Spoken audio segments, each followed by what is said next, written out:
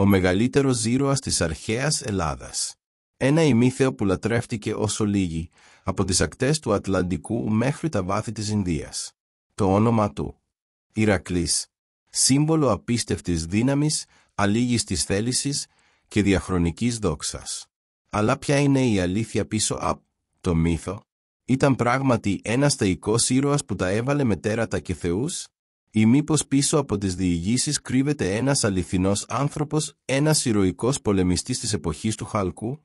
Ο Ηρακλής, Ηρακλέας για τους Έλληνες, Χέρκιαλης για τους Ρωμαίους, δεν ήταν απλώς ένας μύθος. Ήταν το απόλυτο αρχέτυπο του ήρωα. Ο νικητής της Λερναίας Ύδρας, του λιονταριού της Νεμαίας, των στυμφαλίδων όρνηθων και δεκάδων άλλων τεράτων.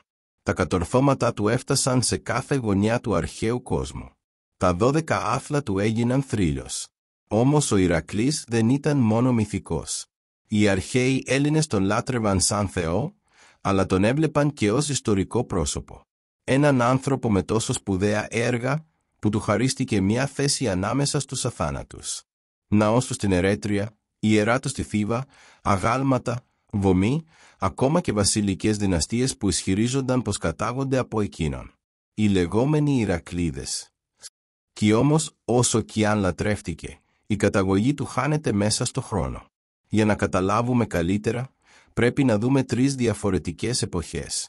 Πρώτον, τον 8ο αιώνα π.Χ., την εποχή που γεννήθηκε η ελληνική γραφή και άρχισαν να καταγράφονται οι πρώτες επικές ποίησεις. Ο Ηρακλής εμφανίζεται ήδη ως ένας ισχυρός ήρωας, γιος του Δία, που πραγματοποιεί άθλους πέρα από κάθε φαντασία. Ο μύθος του, ήδη καθιερωμένος. Δεύτερον, τα λεγόμενα σκοτεινά χρόνια από τον 12ο μέχρι τον 8ο αιώνα π.Χ. Ένας κόσμος χωρίς γραφή, αλλά πλούσιος σε προφορική παράδοση. Εκεί, από στόμα σε στόμα, από γενιά σε γενιά, οι ιστορίες του Ηρακλή διαμορφώνονταν και γιγαντώνονταν. Δεν γράφονταν, τραγουδιούνταν. Και τρίτον, η ύστερη εποχή του Χαλκού, δηλαδή η περίοδος που, αν υπήρξε ποτέ πραγματικά, ο Ηρακλής θα είχε ζήσει. Δυστυχώς, τα σωζόμενα κείμενα της εποχής, όπως οι πινακίδες της γραμμικής Β, δεν αναφέρουν καν το όνομά του. Οι βασιλείς και οι ήρωες της εποχής είναι σχεδόν ανώνυμοι στην ιστορία. Κι όμως η γενεαλογία του Ηρακλή τοποθετείται ακριβώς σίγμα εκείνη την εποχή. Ήταν, λέει, γιος του Δία και της Αλκμήνης, εγγονός του Μικηναίου βασιλιά Ηλεκτρίωνα.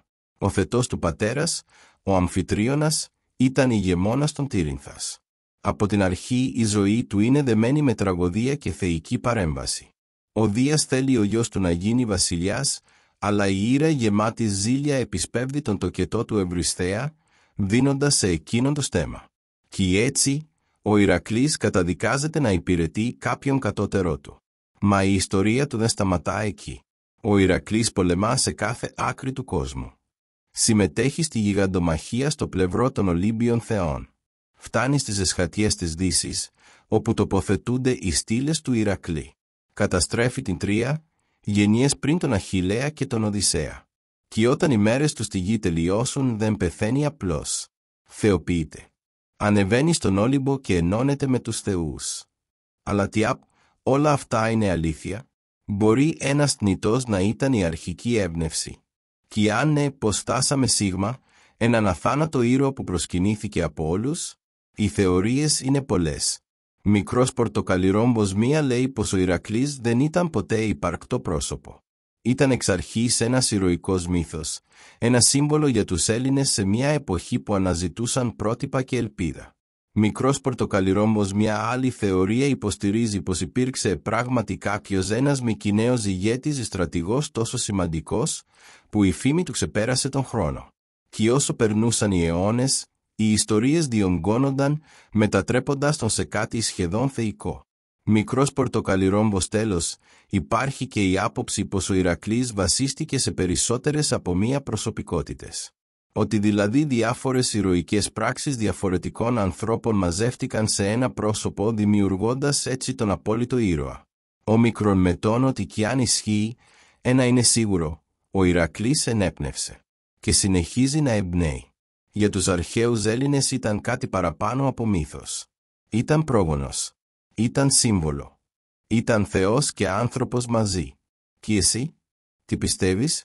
Ήταν ο Ηρακλής απλώς ένας θρύλος ή υπήρξε κάποιος που έζησε, πάλεψε και μέσα από τους αιώνες έγινε αιώνιος?